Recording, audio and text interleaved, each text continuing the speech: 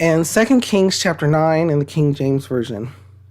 And Elijah the prophet called one of the children of the prophets and said unto him, Gird up thy loins, and take this box of oil in thine hand, and go to Ramoth Gilead. And when thou comest thither, look out there Jehu the son of Jehoshaphat, the son of Nimshi, and go in and make him arise up from among his brethren, and carry him to an inner chamber. Then take the box of oil and pour it on his head, and say, Thus saith the Lord, I have anointed thee king over Israel. Then open the door and flee, and tarry not. So the young man, even the young man the prophet, went to Ramoth Gilead. And when he came, behold, the captains of the host were sitting. And he said, I have an errand to thee, O captain. And Jehu said, Unto which of all us? And he said to thee, O captain. And he arose and went into the house, and he poured the oil on his head, and said unto him, Thus saith the Lord God of Israel, I have anointed thee king over the people of the Lord, even over Israel. And thou shalt smite the house of Ahab thy master, that I may avenge the blood of my servants the prophets, and the blood of all the servants of the Lord at the hand of Jezebel. For the whole house of Ahab shall perish, and I will cut off from Ahab him that urinateth against the wall, and him that is shut up and left in Israel. And I will make the house of Ahab like the house of Jeroboam, the son of Nebat, and like the house of Baasha, the son of Ahijah. And the dogs shall eat Jezebel in the portion of Jezreel, and there shall be none to bury her. And he opened the door and fled. Then Jehu came forth to the servant of his Lord, and one said unto him, Is all well? Wherefore came this mad fellow to thee? And he said unto them, You know the man and his communication. And they said, It is false. Tell us now. And he said, Thus and thus spake he to me, saying, Thus saith the Lord, I have anointed thee king over Israel. Then they hasted and took every man his garment, and put it under him on the top of the stairs, and blew with trumpets, saying, Jehu is king. So Jehu the son of Jehoshaphat, the son of Nimshi, conspired against Joram. Now Joram had kept Ramoth Gilead, he and all Israel, because of Hazael king of Syria. But King Joram was returned to be healed in Jezreel of the wounds which the Syrians had given him, when he fought with Hazael king of Syria. And Jehu said, If it be your minds, then let none go forth nor escape out of the city to go to tell it in Jezreel. So Jehu rode in a chariot and went to Jezreel, for Joram lay there. And Ahaziah king of Judah was come down to see Joram. And there stood a watchman on the tower in Jezreel. And he spied the company of Jehu as he came, and said, I see a company. And Joram said, Take an horseman and send to meet them, and let him say, Is it peace? So there went one on horseback to meet him, and said, Thus saith the king, Is it peace? And Jehu said, What hast thou to do with peace? Turn thee behind me. And the watchman told, saying, The messenger came to them, but he cometh not again.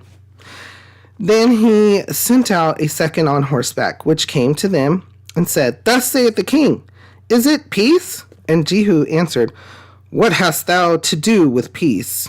Turn thee behind me. And the watchman told, saying, He came even unto them, and cometh not again. And the driving is like the driving of Jehu the son of Nimshi, for he driveth furiously. And Joram said, Make ready. And his chariot was made ready. And Joram king of Israel, and Ahaziah king of Judah went out, each in his chariot, and they went out against Jehu, and met him in the portion of Naboth the Jezreelite. And it came to pass, when Joram saw Jehu, that he said, Is it peace, Jehu? And he answered, What peace, so long as the whoredoms of thy mother Jezebel and her witchcrafts are so many. And Joram turned his hands and fled, and said to Ahaziah, There is treachery, O Ahaziah. And Jehu drew a bow with his full strength and smote Jehoram between his arms, and the arrow went out at his heart, and he sunk down in his chariot. Then said Jehu to Bidkar, his captain, take up and cast him in the portion of the field of Naboth the Jezreelite. For remember how that when I and thou rode together after Ahab his father, the Lord laid his burden upon him. Surely I have seen yesterday the blood of Naboth and the blood of his son, saith the Lord, and I will requite thee in this plat, saith the Lord. Now therefore take and cast him into the plat of ground according to the word of the Lord. But when Ahaziah the king of Judah saw this, he fled by the way of the garden house. And Jehu followed after him and said, smite him also in the chariot. And they did so at the going up to Gur, which is by Eblim. And he fled to Megiddo and died there. And his servants carried him in a chariot to Jerusalem and buried him in his sepulchre with his fathers in the city of David. And in the 11th year of Joram, the son of Ahab, began Ahaziah to reign over Judah. And when Jehu was come to Jezreel, Jezebel heard of it, and she painted her face and teared her head and looked out at a window. And as Jehu entered in at the gate, she said, had Zimri peace, who slew his master? And he lifted up his face to the window and said, who is on my side? Who? And there looked out to him 2 or 3 eunuchs. And he said, throw her down. So they threw her down, and some of her blood was sprinkled on the wall and on the horses, and he trode her underfoot. And when he was come in, he did eat and drink, and said, go see now this cursed woman and bury her, for she is a king's daughter. And they went to bury her, but they found no more of her than the skull and the feet and the palms of her hands. Wherefore they came again and told him, and he said, this is the word of the Lord, which he spake by his servant Elijah the Tishbite, saying, in the portion of Jezreel shall dogs eat the flesh of Jezebel, and the carcass of Jezebel shall be as dung upon the face of the field in the portion of Jezreel, so that they shall not say, this is Jezebel. Okay, so there was a lot here, sermon upon sermon. Things that Elijah the prophet, before Elijah had prophesied. Remember, the king was mad because he wanted Naboth's field, and his wife Jezebel was like, oh, you want this field? I'll get it to you. So she had wrote letters to do a fasting. Just in a quick rewind, you can go back a couple Bible studies ago to hear about it. She did a couple fasting and then set up 2 witnesses, false witnesses, giving false testimony about Naboth being a person that didn't worship the Lord and did some bad things. Go back and read it, and you'll see what false testifying. And so they took Naboth and stoned him. And instead of even that was basically, that's a murder, right? And so, but instead of like maybe a family member or somebody, they just went out and claimed it. Jezebel went back and told King Ahab, or her husband, was like, go claim the field. And he goes and does it. So the prophet, because God sees everything, went and told him, hey, this is what's going to happen to you. You're going to die in the same field that you brought, and your wife's going to be killed, and the dogs are going to eat her. Like,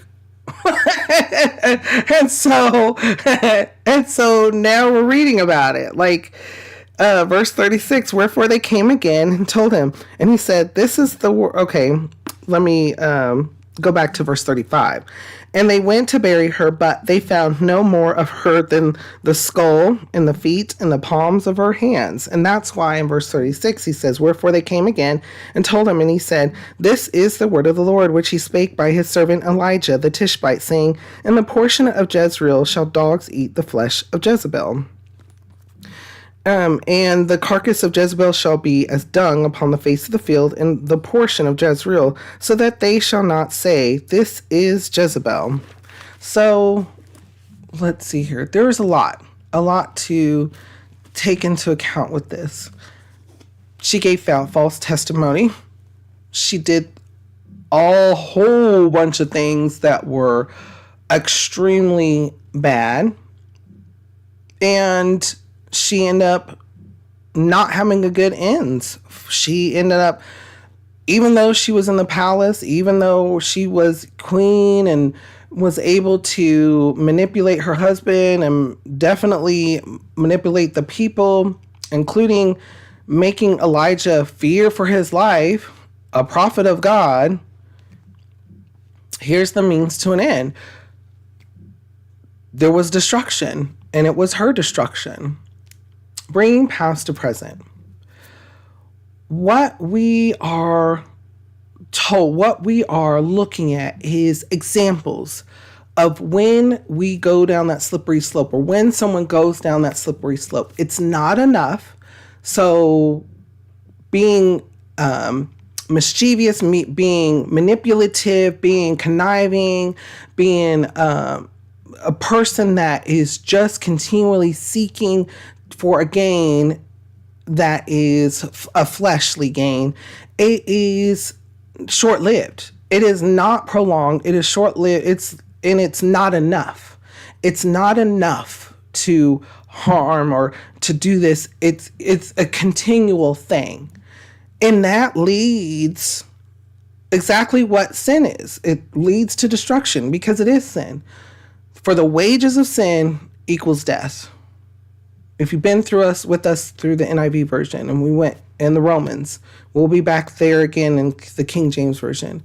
And understanding that, and provided that warning, and understanding, hey, these wicked things, these thoughts and these feelings that people have, whether we have them or other people have, and you continue with them, they only lead to devastation. And those who it's revealed to possibly can know where that's leading to. And so there's prophets, there's people, even today, even as of today, there are people who are utilized by the Lord, us being as well, being able to be utilized with the Lord to give those warnings, like, hey, this is what could happen. This is what may happen. You want to turn your life back around. You want to give your life over to the Lord. You want to repent. You want to ask for forgiveness. You want to do the right thing. You want to not do these things that could harm others or harm yourself. And that's another thing too, harming of oneself. A lot of times these sins are not just harming others, but they are actually harming oneself. It's just we're blind to it because they're seeing all these things, these little, what they believe is victories, and it's not victories. It's causing catastrophic devastation for others, including themselves. First and foremost, themselves. Before we go on, though, what kind of thoughts or feelings come to your mind when we read over this? How does it make you feel, and what does it make you think?